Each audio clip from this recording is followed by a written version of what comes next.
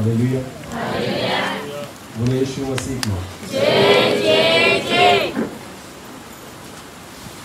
प्रभु को धन्यवाद इस समय के लिए कि परमेश्वर ने हमें एक सुंदर अवसर दिया कि हम उसके चरणों में आए, उसकी आराधना करें। वक्त ज़्यादा हो गया ना, खाना गरम खाने में ही मज़ा आता है। जितनी देर हो जाए तो खाना क्या हो जाता है? ठंडा। बोलो क्या हो जाता है? और तुम लोगों ने गाना गा के खाने को क्या कर दिया है?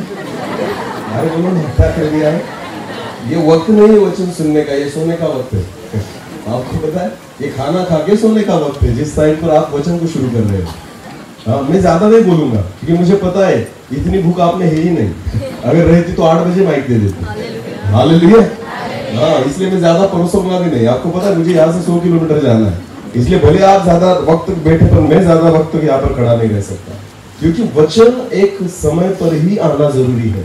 हालेलुया। बहुत बार हम उन चीजों में ज्यादा वक्त जाया करते हैं जो हमें अच्छा लगता है, पर उन चीजों को वक्त दे जो परमेश्वर को अच्छा लगता है। हालेलुया। हमें उन चीजों में मजा आता है जो हमारे लिए अच्छा है, पर आपको पता है खुदा उन बातों को लिए, ये गाना खुदा को अपनी आवाज सुनाना है, पर वचन सुनना खुदा की आवाज को सुनना है। हालेलुया। गीतों को गाने के लिए ना मैं आपको कहना चाहता हूं, घर में आप घुटनों पर आइए, 2-2, 4-4 घंटे बिताइए और गीत गाइए। उसे कहते हैं प्रभु की आराधना। माइक पर कभी आराधना नहीं होती। आराधना परमेश्वर के साथ अकेले में की जाती है। हालेलुया। दाऊद ने जब भी आराधना की ना तो वो जंगल में परमेश्वर के साथ बैठकर आराधना करता था। केवल परमेश्वर सुनता था और दाऊद गाता था। समझ में आ रहा है कुछ? पब्लिकली नहीं, अकेले में। आराधना का जीवन खुदा के साथ अकेले में होता है, पब्लिक में नहीं। इसलिए मैं आपको बताना चाहूंगा, रिक्वेस्ट करूंगा, मैं ही नहीं कोई भी खुदा का दास आए, परमेश्वर का सेवक आए ना, वचन को सुने। आमीन। क्योंकि परमेश्वर बोलने के लिए आतुर है। उसने खाना गर्म कर रखा है, पर हमने क्या कर दिया? ठंडा कर दिया उसे। इसलिए मैं चाहता हूं कि वचन का आदर करें। परमेश्वर के वचन का आदर करना, इसका मतलब परमेश्वर का आदर करना है। आमीन। किसी को गीत गाना है?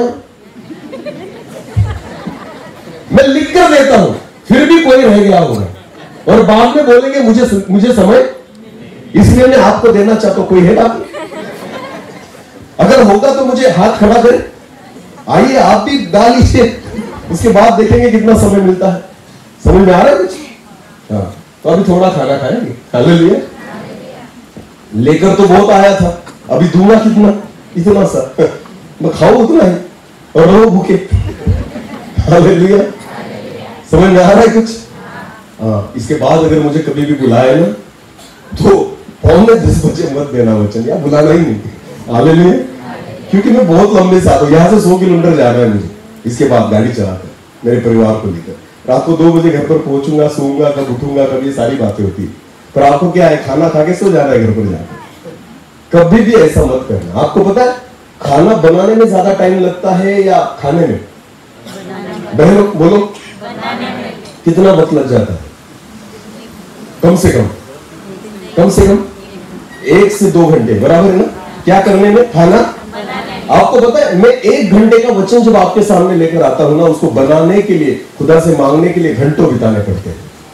उसके चरणों में 2-2, 3-3 घंटे बैठना पड़ता है, तब परमेश्वर जाकर कुछ वचनों को देता है और तब मैं आकर वचन को बांटता हूं। मैं ऐसा नहीं है कि किसी का उठाया और आपको चिपका दिया, बिल्कुल नहीं। परमेश्वर से मांगने के लिए परमेश्वर के दास को 2-2, 3-3 घंटे घुटनों पर बैठना पड़ता है, तब जाकर खुदा उसके मन्ना को देता है, स्वर्गीय वचनों को देता है। आमीन। और अगर हम खाकर, हमें नहीं पता चलता कि हमने 15 मिनट में खा लिया, आधे घंटे में खा लिया, पर बनाने के लिए तो बहुत वक्त लगा ना। हालेलुया। हाँ, वचन का आदर करें। आमीन। चलो हम वचन की ओर जाए, वरना और ज्यादा वक्त बिगड़ेगा। अपनी आंखों को बंद करें, हम प्रार्थना करें। धन्यवाद देता हूं प्रभु जी, इस समय के लिए मैं आपको धन्यवाद देता हूं, आपका आदर करता हूं। प्रभु जी, आपने मुझे एक अवसर दिया कि यहाँ पर आए और आपके वचन को प्रचार करें। प्रभु, बोलने वाले आप हैं खुदा, और आप बात कीजिए प्रभु जी। मेरे मुंह में रहकर आप बात कीजिए, उन गहरी बातों को हमारे जीवन पर आज प्रकट कीजिए पिता। मैं प्रार्थना करता हूँ, आप बोले हम सुने, ऐसा होने दीजिए। बोल प्रभु, तेरा दास सुनता है। पवित्र आत्मा के द्वारा मुझे और यहाँ पर बैठे हुए हर एक व्यक्ति को आप नियंत्रित कीजिए। आने वाला वचन हम सभी के लिए आशीष का कारण बने, ऐसा होने दीजिए। सारा आदर और महिमा जलाल आप ही को देते हुए प्रार्थना प्रभु यीशु मसीह आपके सामर्थ्य और जीवित नाम से मांगते हैं, आमीन। अभी मेरी ओर देखिए, खजूर का पर्व जो हम मना रहे हैं, पाम संडे जिसे कहा जाता है, बराबर है ना? तो हम सभी को पता है, सालों से हम ये बातें करते आ रहे हैं और वचनों से हम देखते हैं। आज उसी वचन से हम देखेंगे परमेश्वर हमसे क्या बात करना चाहता है। हम निकालेंगे मत्ती रचित सुसमाचार उसका 21 अध्याय, मत्ती रचित सुसमाचार उसका 21 अध्याय और वचन 1 से लेकर आगे हम पढ़ेंगे।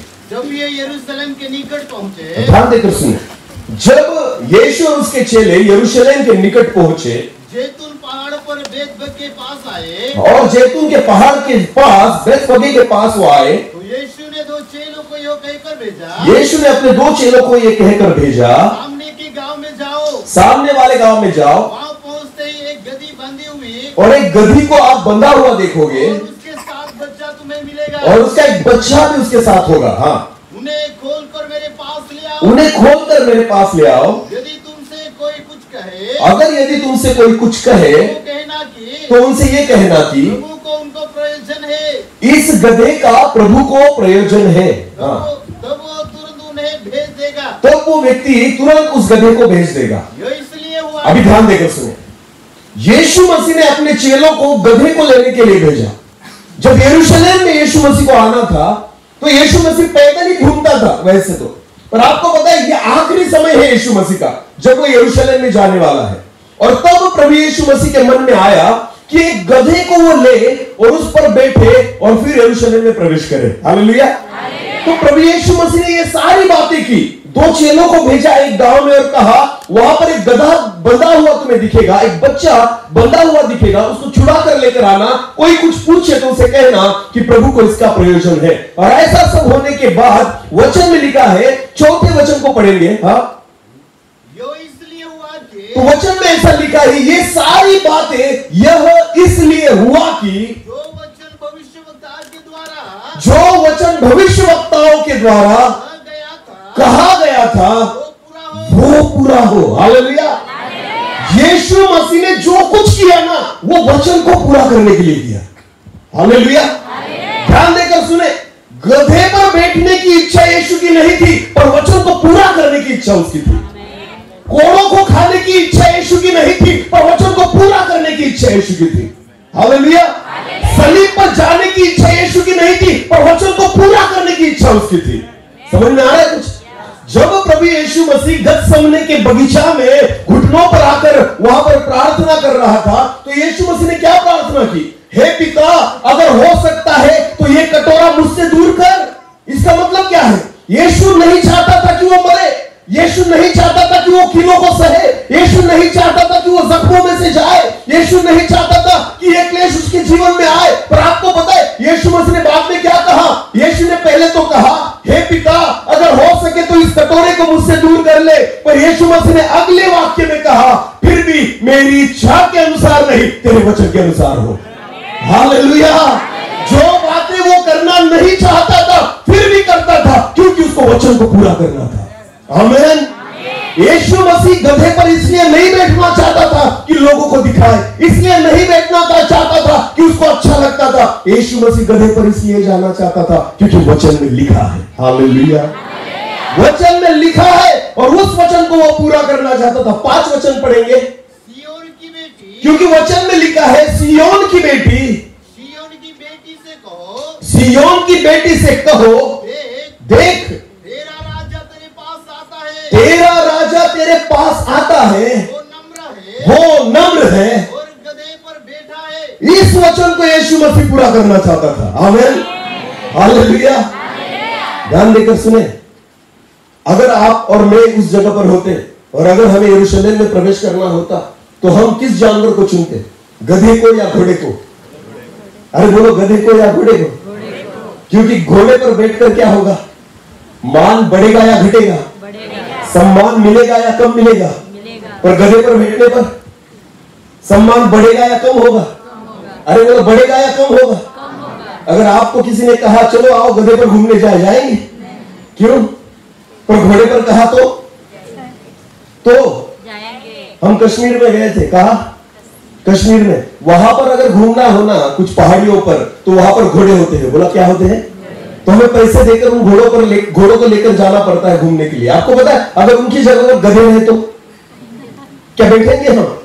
पैसे देंगे, क्योंकि हमें पता है गधे पर बैठना ये अपमान की बात है। बोले किसकी बात है? सम्मान या अपमान? अरे बोलो, यीशु मसीह राजाओं का राजा और प्रभुओं का प्रभु था। आपको पता है फिर भी प्रभु यीशु मसीह किस पर बैठा? गधे पर। बोलो किस पर बैठा? तो उसका मान बढ़ा या घटा? कैसे घटा? अरे लोगों ने तो नए कपड़े डाल दिए, हालेलुया। लोगों ने अपने वस्त्र उसके पैरों के नीचे डाल दिए। आपको पता है क्योंकि लोग गधे को नहीं, लोग यीशु मसीह को देख रहे थे। आमीन।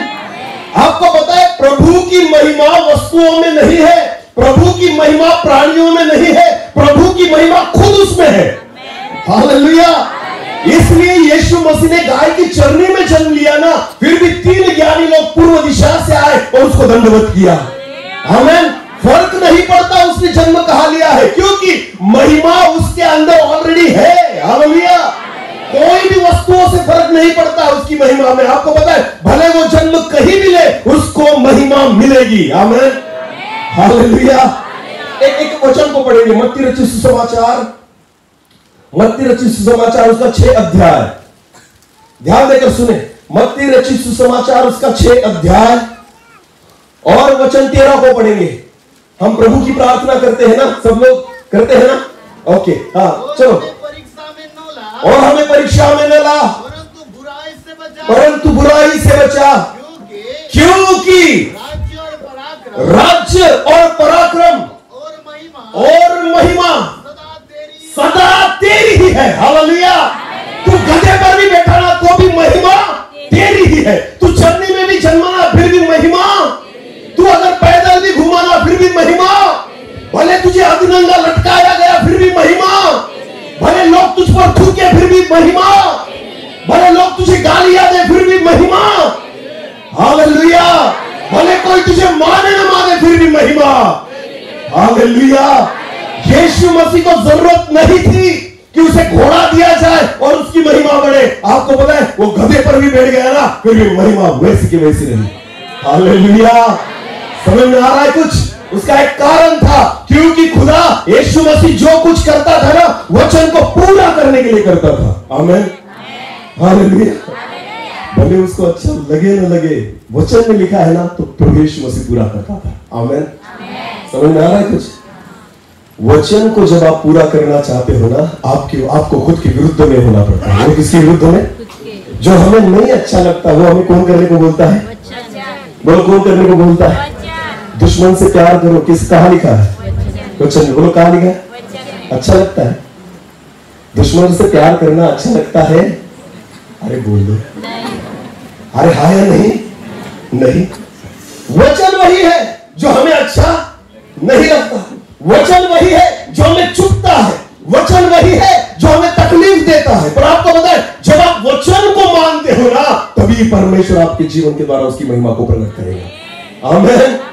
यीशु मसीह शायद नहीं चाहता होगा कि मुझे गधे पर बैठना है, पर उसने लिखा था, पढ़ा था, भविष्यवक्ताओं ने कहा है कि जो तुम्हारा राजा है, सियोन की बेटी, देख तेरा राजा आता है और वो गधे के बच्चे पर बैठा है। आमीन।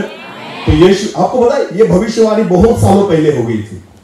उस समय नहीं हुई ये भविष्यवाणी बहुत सालों पहले हो गई थी।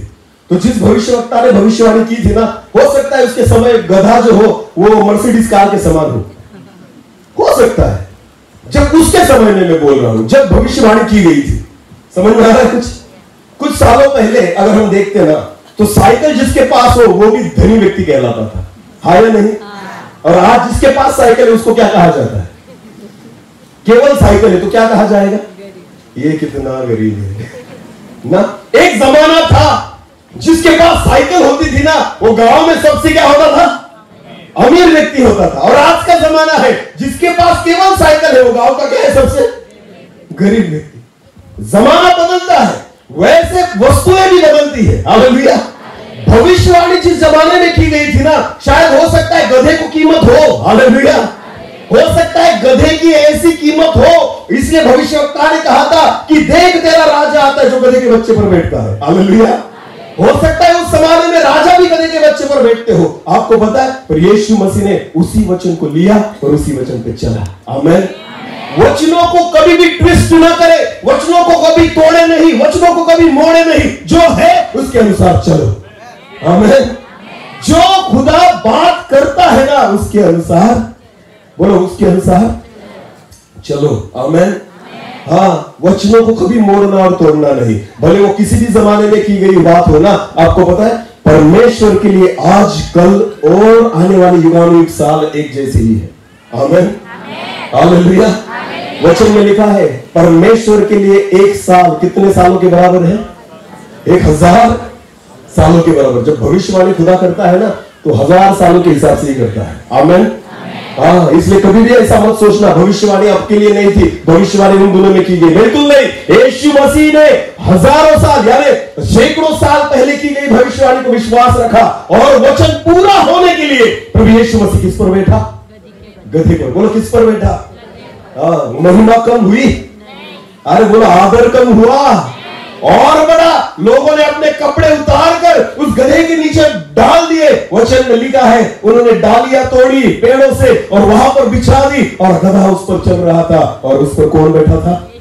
यीशु मसीह। बोलो कौन बैठा था? आपको पता है वचन को पूरा करे। आमीन। 4 वचन को फिर एक बार पढ़े पास्टर जी। ये इसलिए हुआ कि जो वचन भविष्यवक्ताओं के द्वारा कहा गया था वो पूरा हो। आमीन। यीशु मसीह ने जो कुछ किया ना केवल वचनों को पूरा करने के लिए किया। आमीन। अरे किसको अच्छा लगता है कोड़े खाना? कितने कोड़े खाए प्रभु यीशु मसीह ने? 39। किसके लिए खाए? क्योंकि कहा लिखा था कि तुझे बैठे हुए कोड़ों से हमें क्या मिलेगी? चंगाई। बोलो क्या मिलेगी? चंगाई मिलेगी। तो वचन में लिखा था तो उसने खाए। आमीन। भले हर कोड़ों के वक्त दर्द सह रहा था, उसकी पीठ उधेड़ी जा रही थी, खून बह रहा था, मांस वहां से निकल रहा था। ये सारी चीजें होने के बावजूद भी यीशु ने 39 कोड़े की मार खाई क्योंकि उसको वचनों को पूरा करना था। हालेलुया। एक कोड़े के लिए भी वो मुकरा नहीं क्योंकि उसको पता था वचन पूरा होना जरूरी है। आमीन। आपको पता है वचनों को पूरा करे क्योंकि हमारा मसीहा भी वचनों को पूरा करता था। हालेलुया। वचन पूरा होने के लिए प्रभु यीशु मसीह कहां पर बैठा? गधे पर। बोलो कहां पर बैठा? ब्रदर 5 वचन फिर एक बार पढ़े। सियोन की बेटी से कहो। वचन ये था सियोन की बेटी से कहो देख तेरा राजा तेरे पास आता है, वो नम्र है और गधे पर बैठा है। हालेलुया। यीशु तेरा राजा क्या है? नम्र है। बोलो नम्र है। यीशु क्या है? इसलिए वो किस पर बैठा है? हाँ, तो गधा भी कैसा होता है? नम्र। बोलो कैसा होता है? घोड़ा नम्र नहीं होता, घोड़ा घमंडी होता है। बोलो घोड़ा क्या होता है? घोड़े के पास जाओ करेगा, ताकत का घमंड होता है। बोलो क्या होता है? ताकत का घमंड। वो कभी नजदीक नहीं आने देता। आपको पता है नया घोड़ा अगर हो ना जिस पर कोई नहीं बैठा हो उस पर कोई नहीं बैठ सकता, जल्दी कोई नहीं बैठ सकता। उसको काबू में लाने के लिए आपको बड़े बड़े दिन लग जाएंगे क्योंकि उसमें घमंड है अपनी ताकत का। हालेलुया। नए घोड़े पर बैठना इतना आसान नहीं है पर नए गधे पर बैठना उतना ही आसान था। हालेलुया। यीशु मसीह ने ऐसे गधे के बच्चे को चुना जिस पर आज तक कोई बैठा। पर आपको पता है घोड़ा अगर नया हो ना तो बैठा नहीं जा सकता, पर गधा भले नया हो बैठा जा सकता क्योंकि गधा है क्या? नम्र। बोलो गधा है क्या?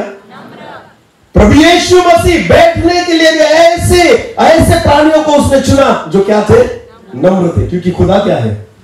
यीशु क्या है? नम्र। हालेलुया। इसका मतलब ये फर्क पड़ता है। आमीन।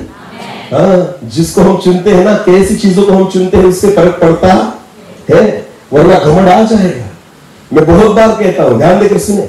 अब मैं आपके सामने खड़ा हूं, अगर इस पर मुझे कोट पहनाया जाए, क्या पहनाया जाए, तो छाती ऐसी 2 इंच खुल जाएगी। फर्क कुछ नहीं पड़ा, केवल 4000 का क्या पहना दिया मुझे? कोट। फिर भी छाती फूल जाएगी, घमंड आ जाएगा। यानी वस्त्र भी पहन लिए ना वैसे फिर भी क्या आ जाता है? घमंड। हालेलुया। यीशु मसीह का जन्म चरनी में हुआ यीशु मसीह एक बुराई का बेटा था। यीशु मसीह ऐसे हालात में पैदा हुआ, ऐसे हालात में पला बड़ा। आपको पता है घमंड आने का सवाल ही नहीं था। हालेलुया। घमंड आने का सवाल ही नहीं था, क्योंकि ना खुद का घर था, ना खुद की गाड़ी थी, ना बंगला था, ना स्टेट थी, कुछ भी नहीं था यीशु मसीह के पास। आमीन।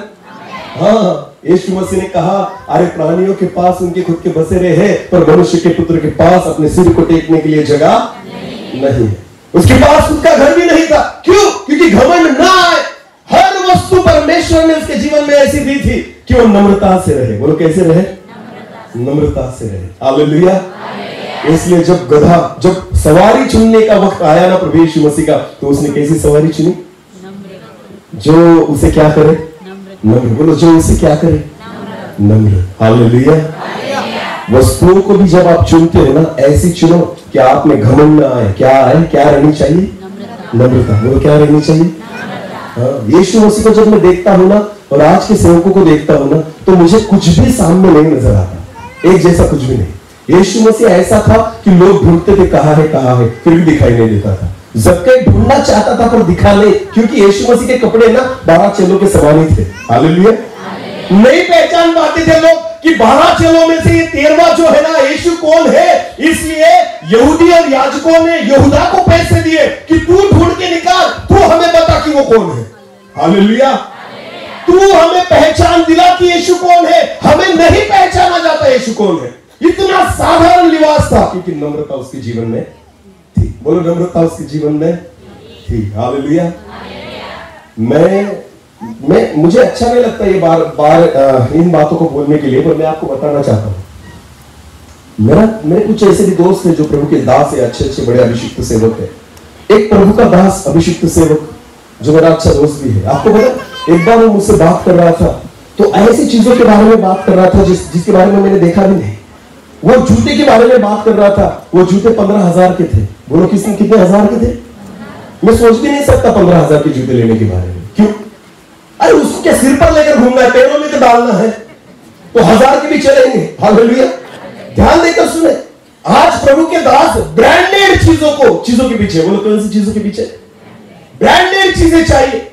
इसी कंपनी का शर्ट, इसी कंपनी की ट्राउजर, इसी कंपनी का बेल्ट, इसी कंपनी के शूज, इसी कंपनी की घड़ी, इसी कंपनी की गाड़ी, ऐसा ही घर। आपको पता है हर एक परमेश्वर के सेवक ब्रांडेड चीजों के पीछे पड़े। अरे ब्रांडेड चीजें नहीं, ब्रांडेड सेवा करो। हालेलुया। आपकी चीजें ब्रांडेड नहीं होनी चाहिए, आपकी सेवा ब्रांडेड होनी चाहिए। आमीन।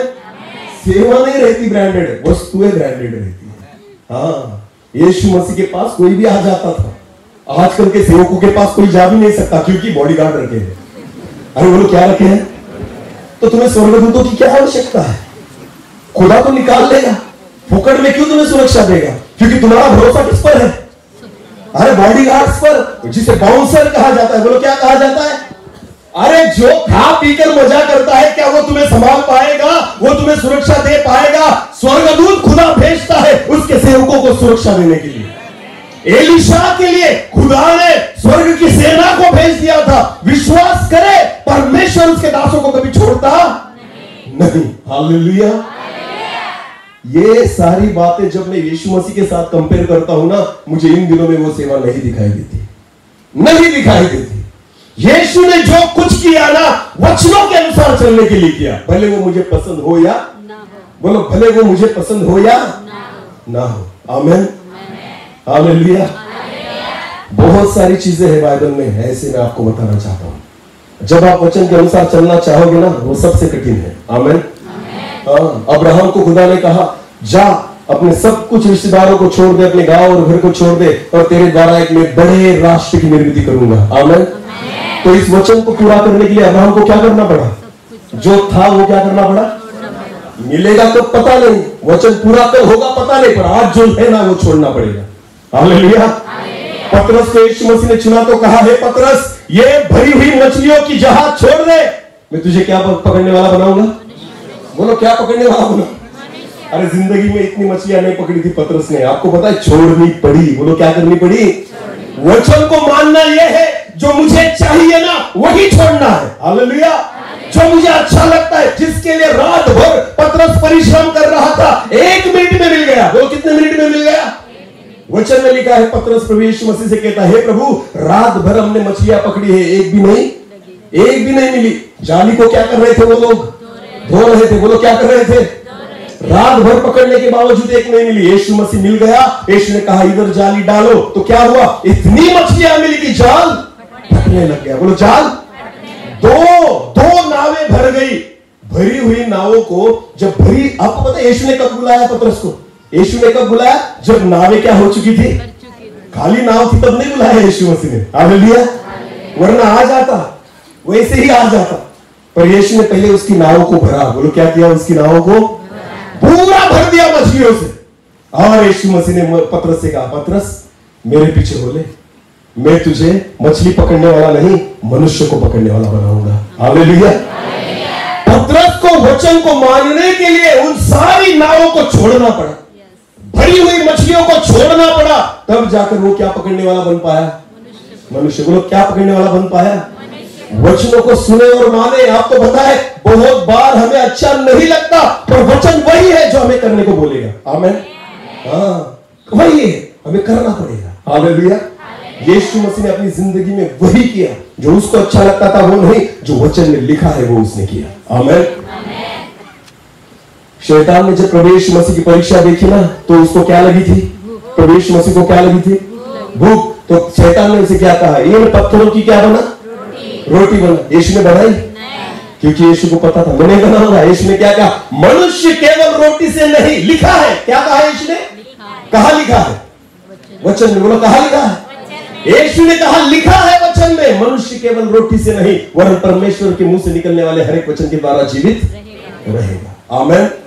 यीशु मसीह के जीवन को देखो, उसने जो कुछ किया है ना, वही किया जो वचन में लिखा है। आमीन। हाँ, इसलिए वो गधे पर बैठा। बोलो किस पर बैठा? क्योंकि वो कहा लिखा था? वचन में। बोलो कहा लिखा था? हाँ। और बाइबल कहता है देख तेरा राजा आता है, वो कैसा है? नम्र है। और किस पर बैठा है? गधे पर। बोलो किस पर बैठा है? और इसलिए आपको पता है नम्रता को धारण करने के लिए उसने ऐसी ही चीजों को चुना जो उसको नम्र बनाए रखे। हालेलुया। जो उसको नम्र बनाए रखे। मैं आपसे कहना चाहता हूं, ऐसी ही चीजों को चुनो जो आपके भीतर घमंड न उत्पन्न करे, घमंड न निर्माण करे, खुद को नम्र बनाए रखे। कपड़े पहनना, मेकअप करना, गहने पहनना अच्छी बात है, ये सारी बातें करो, पर इतना भी मत करो कि आपको घमंड आ जाए। हालेलुया। समझ में आ रहा है कुछ? इतना भी मत करो कि हमें क्या आ जाए? घमंड आ जाए। क्योंकि ये घमंड जो है ना, वो खुदा का स्वभाव ही नहीं है। आमीन। हाँ, इसलिए प्रभु यीशु मसीह ने गधे को चुना। आज भी प्रभु गधे को ही चुनता है। किसको चुनता है? उसकी सेवा करने के लिए। नम्र लोग चाहिए प्रभु को, घमंडी नहीं। हालेलुया। कैसे लोग चाहिए? हाँ, नम्र, घमंडी नहीं। मैं आज सुबह टापरवाड़ा में था, वहां पर भी मैंने एक प्रचार को किया। आपको पता है यीशु मसीह इतना नम्र था, जब जक्कई इसको खोजने के लिए निकला। कौन निकला?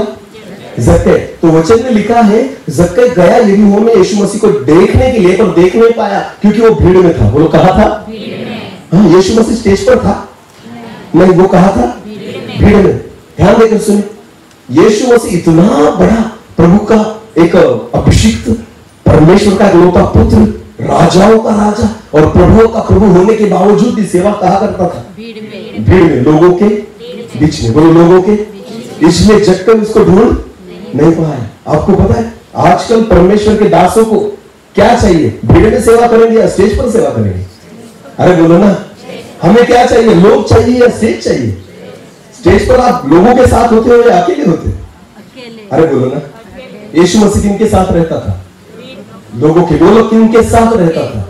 जक्कई नहीं देख पाया क्योंकि यीशु मसीह भीड़ के अंदर था। हालेलुया। ध्यान देकर सुने, जब जक्कई को यीशु मसीह को देखना था तो जक्कई ने क्या किया? क्या किया? वो दौड़ कर गया और कहां चढ़ा? गुलेर के पेड़ के ऊपर। आपको पता है यीशु को आप नीचे से ऊपर नहीं देख रहे हैं, ऊपर से नीचे देखना पड़ता है। हालेलुया। यीशु मसीह को जक्कई ने ऊपर से नीचे देखा क्योंकि नीचे से दिख ही नहीं रहा था, क्योंकि था कहां? लोगों के। अरे बोलो था कहां? लोगों के। ध्यान देकर सुने, आज भी यीशु उसके सामर्थ्य काम स्टेज पर नहीं करता, लोगों के बीच में करता है। आमीन।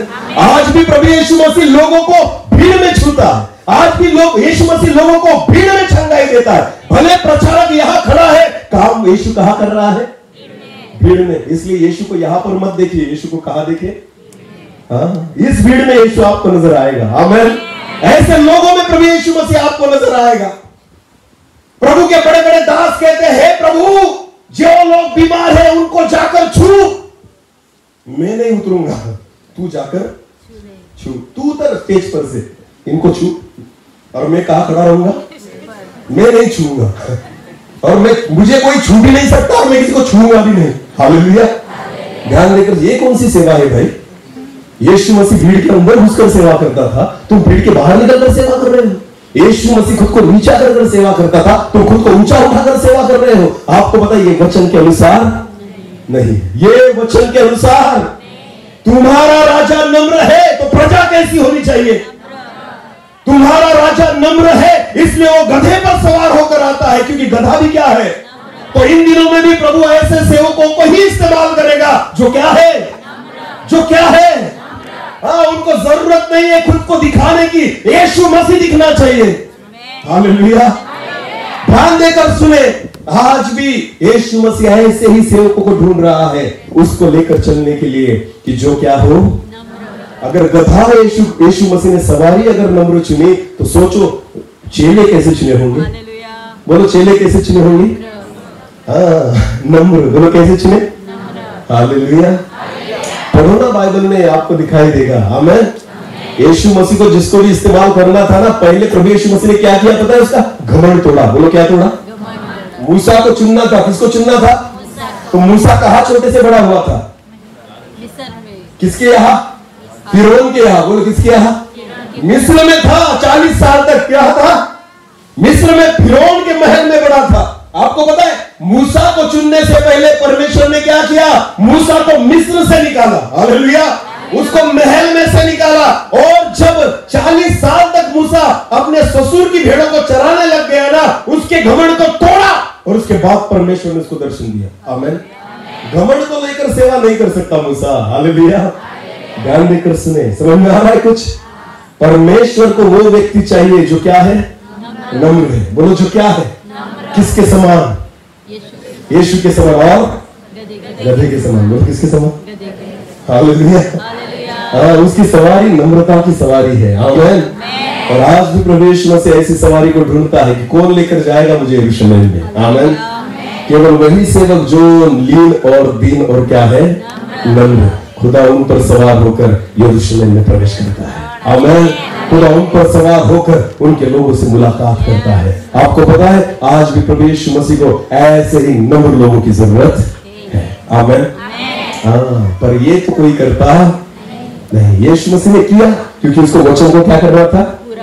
बोलो क्या करना था? हालेलुया। ध्यान देकर सुने, जो हमें अच्छा नहीं लगता ना वही वचन कहता है कर। आमीन। यीशु मसीह का जन्म जिससे हुआ उस स्त्री का नाम क्या था? मरियम। बोलो क्या था? मरियम के बारे में एक वचन को पढ़ेंगे। लूका रचित सुसमाचार उसका पहला अध्याय। लूका रचित सुसमाचार उसका पहला अध्याय वचन 30 से लेकर आगे पढ़ेंगे। ध्यान देकर सुनेंगे। लूका रचित सुसमाचार उसका पहला अध्याय वचन 30 से लेकर आगे। स्वर्गदूत ने उससे कहा, स्वर्गदूत ने मरियम से कहा, हे मरियम भयभीत ना हो, भयभीत न हो, क्योंकि परमेश्वर का अनुग्रह तुझ पर हुआ है। परमेश्वर का अनुग्रह तुझ पर हुआ है। देख तू गर्भवती होगी। तू गर्भवती होगी। बोलो तू क्या होगी? मुझे एक बात बताइए, मरियम की शादी हुई थी तो वो क्या थी? कुंवारी। बोलो क्या थी? एक कुंवारी लड़की के लिए गर्भवती होना सम्मान की बात है या अपमान की बात है? बोलो किसकी बात है? हाँ, फिर भी परमेश्वर का दूत उससे क्या कह रहा है? तू क्या होगी? गर्भवती। ध्यान देकर सुने, मरियम को पता था कि मेरी शादी नहीं हुई है। मरियम को पता था जिसके साथ मेरी शादी होने वाली है ना उसका नाम यूसुफ है। अगर उसको ये बात पता चल जाएगी तो वो मुझे तलाक दे देगा, वो मुझे छोड़ देगा, उसके बाद मुझसे कोई शादी नहीं करेगा। आपको पता है उन जमाने में अगर एक कुंवारी लड़की अगर गर्भवती होती थी ना, उसको पत्थर मारकर मार डालते थे। कैसे मार डालते थे? ये उस जमाने में परमेश्वर के नियम शास्त्र की एक वहां पर वो नियम था मूसा के नियम शास्त्र में। समझ में आ रहा है कुछ? तो उसको गर्भवती होना इतना आसान नहीं था, पर किसकी इच्छा है? अरे वो है किसकी इच्छा? हाँ, ध्यान देकर सुने। मरियम के विश्वास के बारे में देखिए। आपको पता है जब स्वर्गदूत उससे कह रहा है ना, हे मरियम तू कुंवारी है, फिर भी तू क्या होगी? गर्भवती होगी। आगे पढ़ना। और तेरे एक पुत्र उत्पन्न होगा, और तेरा एक पुत्र उत्पन्न होगा, तो उसका नाम यीशु रखना, तू उसका नाम यीशु रख। यीशु का जन्म तेरे द्वारा होगा। हाँ, आगे पढ़ना। वो महान होगा, वो महान होगा और परम प्रधान का पुत्र और परमेश्वर परम प्रधान का पुत्र कहलाएगा। और प्रभु परमेश्वर और प्रभु परमेश्वर उसके पिता दाऊद का सिंहासन उसको देगा। पिता दाऊद का सिंहासन उसे देगा। मरियम को पता चल गया जो होने वाला है अद्भुत होने वाला है। हालेलुया। जो मेरे जीवन में खुदा करना चाहता है ना, वो अद्भुत होने वाला है। पर ये जो मार्ग है ना, वो अपमान का है। बोलो क्या है? मुझे बहुत बड़ी निंदाओं से जाना पड़ सकता है। हो सकता है यूसुफ मुझे छोड़ देगा। आपको पता है मरियम के सामने एक ऐसी परिस्थिति है कि परमेश्वर के वचन को माने या ना माने। अगर मानती हूं तो अपमान में से जाना पड़ेगा, मानती हूं तो निंदाओं में से जाना पड़ेगा, मानती हूं तो शायद मेरी शादी टूट सकती है, मानती हूं तो बहुत बड़ी द्विधा में आ सकती हूं। पर आपको पता है मरियम ने उस समय क्या चुना? हम आगे पढ़ेंगे। हाँ, और वो याकूब के घराने पर हाँ, हाँ, और उसके राज्य का अंत न होगा। मरियम ने स्वर्गदूत से कहा, मरियम ने स्वर्गदूत से कहा, यो कैसा होगा? हे स्वर्गदूत, ये कैसे संभव है? ये कैसे होगा? हाँ, मैं तो पुरुष को जानती, मेरी तो अब तक शादी भी नहीं हुई, मैं पुरुष को नहीं जानती। आगे स्वर्गदूत ने उसको उत्तर दिया, स्वर्गदूत ने उसको उत्तर दिया, पवित्र आत्मा तुझ पर उतरेगा। मरियम गलत रिश्ते के द्वारा नहीं, पर पवित्र आत्मा तुझ पर उतरेगा। हालेलुया। हाँ, आगे आगे। और परम प्रधान की सामर्थ परमेश्वर की सामर्थ तुझ पर छाया करेगी। इसलिए वो और फिर पवित्र जो उत्पन्न होने फिर जिसके द्वारा वो पवित्र उत्पन्न होगा, परमेश्वर का पुत्र कहलाएगा। वही परम प्रधान परमेश्वर का पुत्र कहलाएगा। हाँ, और देख तेरी कुटुंबनी हो, हाँ, एलिसबा की भी बुढ़ापा में हाँ, पुत्र होने वाला है। हाँ, यो उसका हाँ, जो बांझ कहलाती थी, हाँ, 6वां महीना थे। हाँ, क्योंकि हाँ, जो वचन परमेश्वर की ओर से होता है, जो वचन परमेश्वर की ओर से होता है वो प्रभाव रहित नहीं होता। हालेलुया।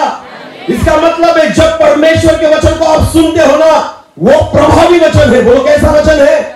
अगर आप विश्वास करोगे आपके जीवन में पूरा होगा। आमीन।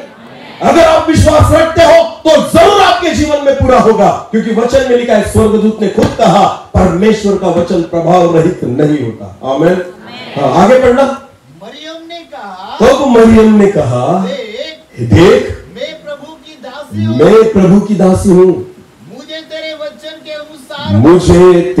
वचन के अनुसार हो। आमीन। मेरी इच्छा के अनुसार नहीं, मुझे तेरे वचन के अनुसार हो। भले फिर मेरी निंदा होना तो भी चलेगा, फिर भी मुझे तेरे वचन के अनुसार। भले लोग मुझे चीतू करेगा फिर भी चलेगा, फिर भी मुझे तेरे वचन के अनुसार। भले यूसुफ मुझे छोड़ देगा चलेगा, फिर भी मुझे तेरे वचन के अनुसार हो। हालेलुया। कुछ भी हो, वचन को न छोड़े। आमीन। यीशु मसीह ने भी नहीं छोड़ा। यीशु मसीह को पता था वचन पूरा होना जरूरी है, इसलिए कहां पर बैठूंगा? गधे पर। बोलो किस पर बैठूंगा? यीशु को पता था आज अगर गधे पर बैठूंगा ना तो आने वाले दिनों में बादलों पर बैठ कर आऊंगा। हालेलुया। बादलों पर बैठने से पहले किस पर बैठना पड़ेगा? अरे बोलो किस पर? हम तो डायरेक्ट किस पर बैठना चाहते हैं? बादलों पर। बोलो किस पर? यीशु का गाना है ना, गाना है ना? कौन सा गाना है? एक गाना है जो बादलों पर बैठकर आएगा, ऐसा कुछ तो भी है ना? है ऐसे बहुत गाने हैं, हम गाते हैं पर समझते नहीं। हालेलुया। हम डायरेक्ट किस पर बैठना चाहते हैं? बोलो बादलों पर। तो पहले किस पर बैठो? हाँ, हम डायरेक्ट बादलों पर जाना चाहते हैं। आज हम तो हर एक व्यक्ति को ना सम्मान चाहिए। बोलो क्या चाहिए? पर बाइबल कहती है सम्मान तभी मिलेगा जब क्या सहोगे? अपमान। बोलो क्या सहोगे? हमें डायरेक्ट क्या चाहिए? सम्मान। बोलो क्या चाहिए? यूसुफ को सम्मान मिला या नहीं? मिला या नहीं? मिला। पर उसके पहले उसने क्या सहा? अपमान। बोलो क्या सहा? उसके खुद के भाइयों ने उसे क्या कर दिया? बेच दिया। बोलो क्या कर दिया? बेचने के बाद उन्होंने भी उसको और क्या कर दिया? बेच दिया पोटीफर के पास। हालेलुया। बेचने के बाद पोटीफर की पत्नी ने उस पर गलत आरोप लगाए और उसको कहां भेज दिया? जेल में। जेल में रहने के बावजूद बहुत दिनों तक वो जेल में पड़ा हुआ था। आपको पता है, अपमान के बाद अपमान, अपमान के बाद अपमान, अपमान के बाद अपमान। यूसुफ केवल परमेश्वर की आज्ञाओं को मानता था। यूसुफ को पता था खुदा ने मुझे बोला है कि तेरे सारे भाई आकर तुझे नमन करेंगे। आमीन। विश्वास था वचनों पर वचन पर विश्वास करने के लिए ना बहुत सारे अपमानों से हो गया। आमीन।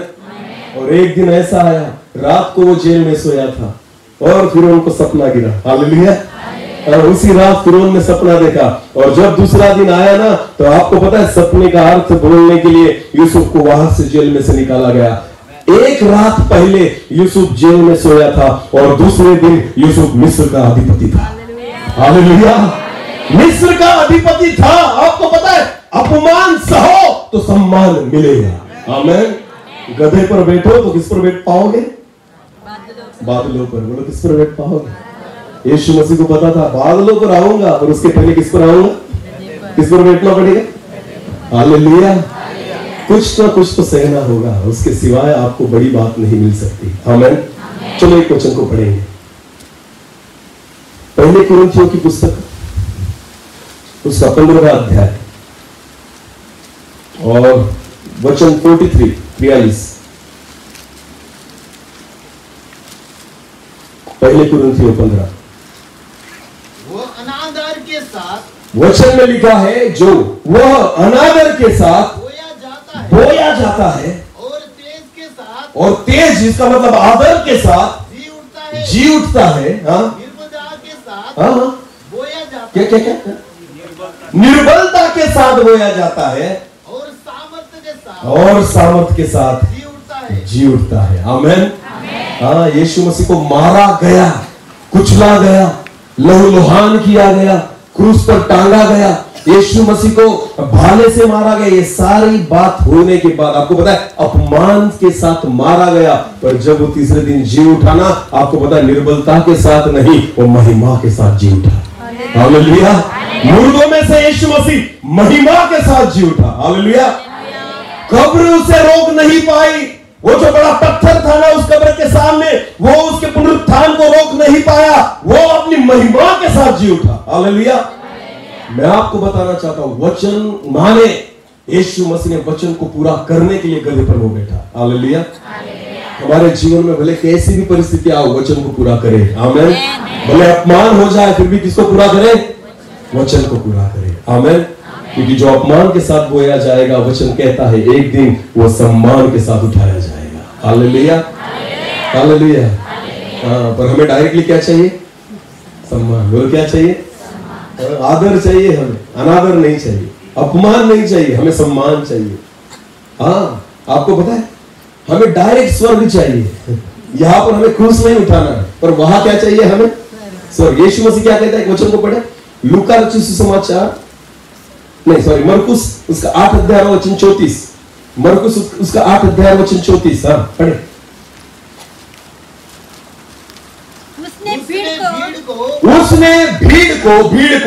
भीड़, ये भीड़, बोलो भीड़। चेलों को नहीं, किसको कहा? भीड़ को। तो भीड़ में हम सब आए। हालेलुया। अभी ध्यान देकर सुने, भीड़ के लोगों इधर देखो, वचन कहता है उसने भीड़ को हाँ अपने चेलों समेत पास बुलाकर उनसे, चेलों समेत, चेले भी और भीड़ भी, सबको अपने पास बुलाकर कहा, जो कोई मेरे पीछे आना चाहे वो अपने आप से इनकार करे। हालेलुया। अरे किससे इनकार करे? अरे बोल किससे इनकार करे? अपने आप से। इसका मतलब क्या होता है? खुद से इनकार करना मतलब क्या होता है? खुद को कहना ये करना नहीं। हालेलुया। ध्यान देकर सुने, ये जो पेट है ना, पेट ये दिन में कितनी बार खाने को मांगता है? अरे बोलो कम से कम 3 बार। बोलो कितनी बार? खुद का इनकार करना क्या है पता है आपको? खुद का इनकार करना, इसको बोलना आज खाने को नहीं मिलेगा। खुद का इनकार करना है। कौवा यहां पर है, जो काय काय करेगा उसको क्या चाहिए? खाना। बोलो क्या चाहिए? पर खुद को बोलना है मिलेगा। खुद का क्या करो? इनकार। बोलो क्या करो? उपवास वही लोग कर सकते हैं जो खुद का क्या करते हैं, और जो लोग उपवास नहीं करते ना वो खुद का इनकार नहीं कर पाते। हालेलुया। उनको 3 टाइम दबा कर क्या है, क्या चाहिए? हाँ, और कहते हैं ब्रदर उपवास नहीं कर सकता, उपवास नहीं कर सकता। वचन कहता है तू मेरे साथ अगर मेरे पीछे आना चाहता है ना, खुद का क्या कर? बोलो खुद का क्या कर? वो परमेश्वर पिता का एक लौता पुत्र था, फिर भी उसने कितने दिन उपवास किया? अरे बोलो कितने दिन उपवास किया? फिर स्वर्ग में वो कभी भूखा नहीं रहा था, आपको पता है, फिर भी वो 40 दिन उपवास में था। यीशु कहता है अगर तुम मेरे चेले बनना चाहो, तुम मेरे पीछे आना चाहो, पहले क्या करो? खुद का इनकार। जो मुझे अच्छा लगता है उसका इनकार करना है। हालेलुया। खुद का। बोलो किसका इनकार करो? हाँ, आंखें कहती है टीवी देख। बोलो क्या कहती है? टीवी देख। किसका इनकार करना? किसका इनकार करना? खुद का। बोलो किसका? नहीं देखूंगा, इसको कहते खुद का क्या करना? जो शरीर कहे नहीं करूंगा। शरीर कहता है खाकर सो जा, आत्मा कहता है क्या कर? प्रार्थना। बोलो आत्मा कहती क्या कर? शरीर कहेगा खाकर क्या कर? खुद का क्या करो? इनकार। बोलो खुद का क्या करो? सोने नहीं देना। किसको? शरीर को। बोलो किसको? उसको कहना क्या करना है? प्रार्थना। ये है खुद का इनकार करना। आमीन। कितने लोग खुद का इनकार करते? बोलो मुझे, बोलो। दारू की आदत छूटती ही नहीं, तंबाकू की आदत छूटती नहीं, क्योंकि तू खुद का इनकार नहीं कर रहा। खुद का इनकार कर, तब तो यीशु मसीह का चेला बनेगा।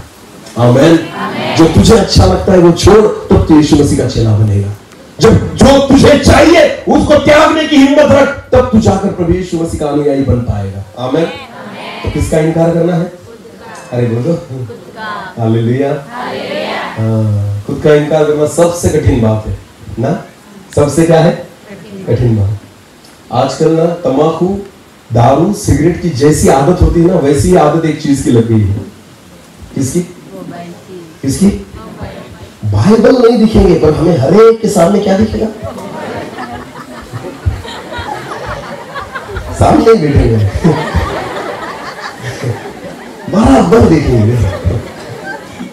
सब भूल जाएंगे, सब भूल जाएंगे, बाइबल भूल जाएंगे, सब भूल। इसको नहीं भूलेंगे, इसको नहीं भूलेंगे, इसको साथ में लेकर भूलेंगे। मोबाइल एक अकेला रहे ये अच्छा नहीं। आदम से प्रभु ने कहा कि आदम अकेला रहे ये अच्छा, वैसे ही हम इन दिनों में कहते हैं मोबाइल अकेला रहे ये अच्छा। मरने के बाद भी कब्र में इनके साथ दे दो, खेलते रहेंगे वहां पर पबजी। समझ में आ रहा है कुछ? ये जो है ना, उपवास इन दिनों में ना खाने का मत करो। किसका मत करो? खाने पीने का मत करो, मोबाइल का करो। मैं सच बोल रहा हूं, इन दिनों में खाने पीने का उपवास छोड़ दो, क्योंकि आपको भूख भी नहीं लगती। किसके कारण? किसके कारण? बच्चों को खाना खाने के लिए मनाना पड़ता है, बेटा खा ले। वो कहता है नहीं अभी मेरा गेम पूरा नहीं हुआ, नहीं हुआ अभी तक, जब पूरा होगा तब ये क्या करेगा। इनको खाने के उपवास की जरूरत नहीं इन दिनों में। बच्चों को, जो जवान लड़के लड़कियां है ना, इनको कौन सा उपवास करना चाहिए इन्होंने? मोबाइल का। एक दिन मोबाइल को छूना, सुबह से लेकर शाम तक छूना नहीं। मैं विश्वास के साथ कहता हूं आत्मा में भर जाओगे। हालेलुया। किसमें भर जाओगे? हाँ, ये सबसे बड़ी बला है जो तुम लेकर घूम रहे हो। समझ में आ रहा है कुछ? खुद का क्या करो? अरे बोलो हाँ। खुद को खाने को नहीं मिलेगा चलेगा, इसको रिचार्ज चाहिए। किसको रिचार्ज चाहिए? इस मोबाइल को रिचार्ज चाहिए। ये जिंदा रहे, मैं मर गया तो भी चले, ये जिंदा रहना जरूरी है। हाँ। खुद का क्या करो? इनकार करो। फेसबुक वाले, इंस्टाग्राम वाले अगर तुमको बोला ना मैंने इंस्टाग्राम से लेफ्ट हो जाओ और फेसबुक से लेफ्ट हो जाओ, तो कितने लोग होंगे? नहीं हो सकते, क्योंकि खुद का इनकार नहीं करते। हाँ, नहीं कर सकते। आपको पता है, अगर यीशु मसीह के पीछे आना चाहते हो, खुद का क्या करो? इनकार करो। हाँ, मैं प्रभु का दास होने के नाते आपसे कह रहा हूं, आज 6-7 साल हो गए मुझे, मैंने फेसबुक से लेफ्ट कर दिया है खुद को। कब से निकाल चुका हूं, क्योंकि वचन में लिखा है ना कि जगत की जो दोस्ती है वो परमेश्वर के साथ क्या है? दुश्मनी। बोलो क्या है? बैर है प्रभु के साथ। हालेलुया। तो लगे रहो इंस्टाग्राम पर, लगे रहो फेसबुक पर। वचन में लिखा है अगर तुम दोस्ती अगर जगत के साथ करते हो तो खुदा के साथ क्या कर रहे हो? बैर। बोलो क्या कर रहे हो? दुश्मनी कर रहे हो। तो हम इन दिनों में दुश्मन होने के लिए तैयार है किसके? परमेश्वर। हाँ, फेसबुक नहीं लेफ्ट करेंगे, नहीं छोड़ेंगे हम इंस्टाग्राम। खुद का इनकार नहीं कर सकते तुम, आपको पता है। और चले कहां जाने के लिए? सपने कहां पे देख रहे हैं? स्वर्ग में। क्यों लेकर जाएगा खुदा तुम्हें? वहां पर तो फेसबुक चलेगा नहीं, इंस्टा चलेगा नहीं, तो किसको फ्रेंड रिक्वेस्ट भेजेंगे वहां पर? तो खुदा कहेगा यही पर रहे, तुम्हारे सारे दोस्त तुम्हें मिलेंगे वहां पर। कहा? अरे बोलो ना, जिनको लाइक करते, जिनको फॉलो करते ना, वो सारे मिलेंगे तुम्हें वहां, तो वहीं पर भेजेगा खुदा तुम्हें। ध्यान देकर सुनो, खुद का क्या करें? अरे बोलो, वचन को मानना इसका मतलब खुद का इनकार करना है। आमीन। यीशु मसीह के पीछे जाना इसका मतलब खुद का इनकार करना है। हालेलुया। जो मुझे अच्छा लगे वो नहीं, जो उसे अच्छा लगे वो करे। आमीन। यीशु मसीह गेत्सेमने के बगीचा में था जब वो प्रार्थना करना था, कल मरना था उसे, और यीशु मसीह ने अपने चेलों से कहा तुम भी मेरे साथ जागते रहो और क्या करो? क्यों उन्होंने? क्यों उन्होंने? वो क्या कर रहे थे? सो रहे थे। किसका इनकार नहीं कर पाए? खुद का। बोलो, किसका इनकार नहीं कर पाए? खुद का। हालेलुया। यीशु मसीह जाग जाग कर प्रार्थना करता था, रो रो कर प्रार्थना करता था, रात भर प्रार्थना करता था। ये सोया करते थे, आपको पता है, क्योंकि ये खुद का इनकार नहीं कर पाते थे। यीशु मसीह कहता है तुम परीक्षा में न पढ़ो इसलिए प्रार्थना करो। आमीन। मैं नहीं पढ़ूंगा, तुम न पढ़ो इसलिए प्रार्थना करो। समझ में आ रहा है कुछ? हालेलुया। यीशु मसीह के पीछे अगर आना चाहते हो ना, तो सबसे पहली बात खुद का इनकार करो। यह है वचन को मानना। आमीन।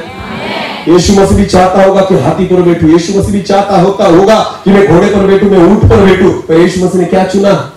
गधा। बोलो, क्या चुना? वो खुद का इनकार कर रहा था। हालेलुया।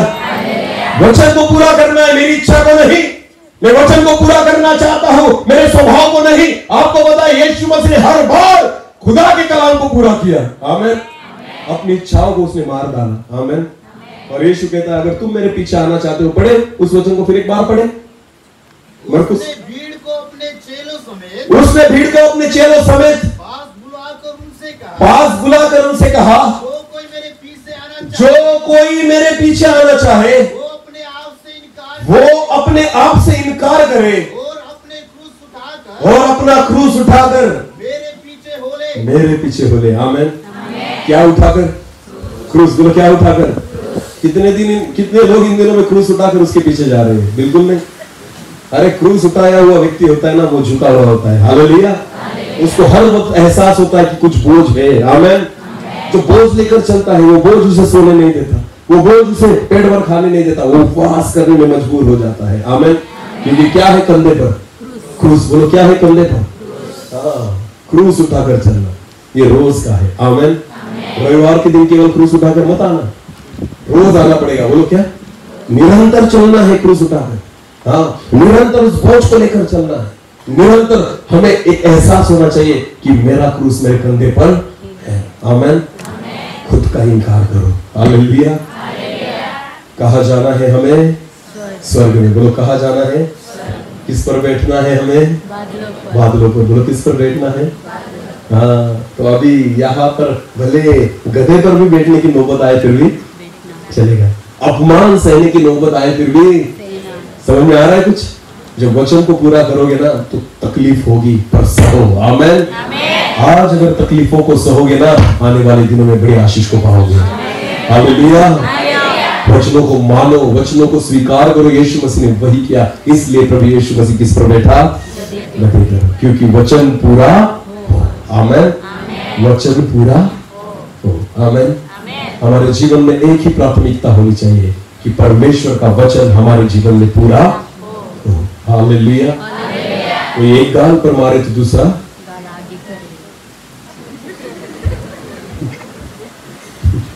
कोई एक मारे तो हम दो दे देंगे।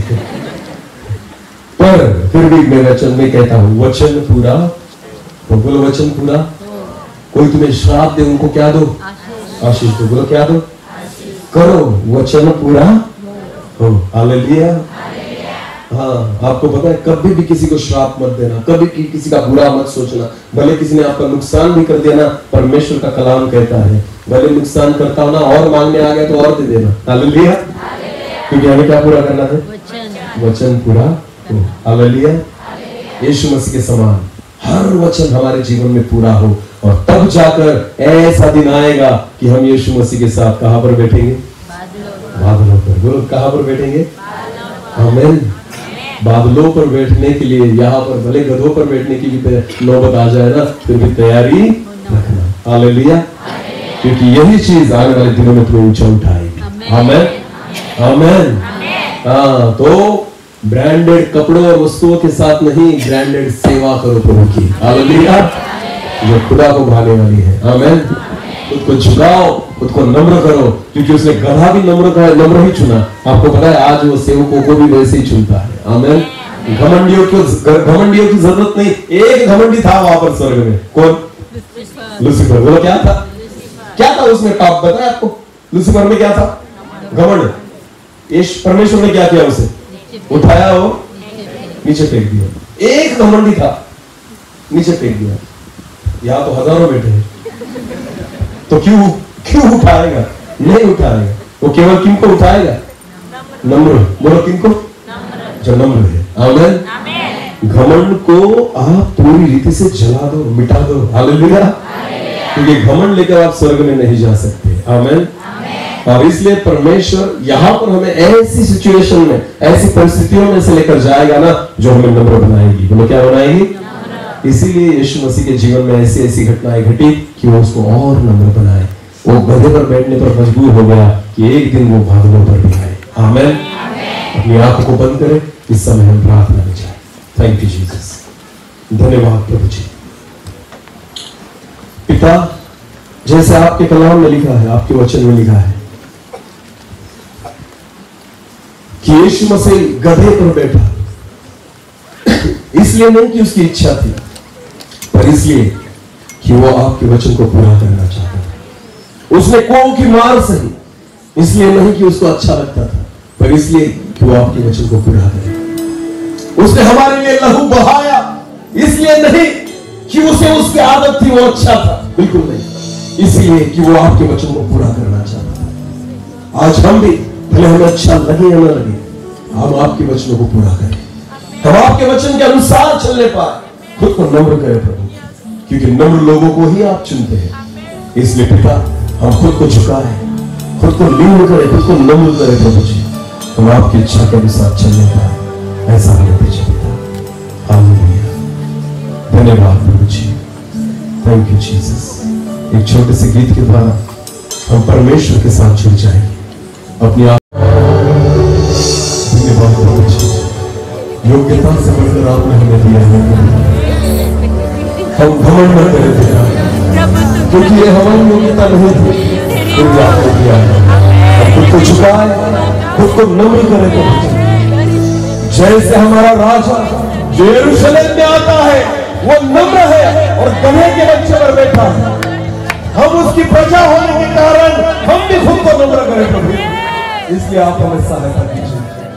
जैसे प्रभु यीशु मसीह आप वचनों को मानते थे और वचन पूरा होने के लिए जीते थे, हम भी अपने जीवन में वचनों को पूरा करें, ऐसा होना चाहिए। धन्यवाद आपके वचन के, केवल सुनने वाले नहीं और वचन के अनुसार चलने वाले हैं। सारा आदर और सारी महिमा जलाल आपको देते हुए प्रार्थना प्रभु यीशु मसीह आपके सामर्थ्य और जीवदान से मांगते हैं। आमीन।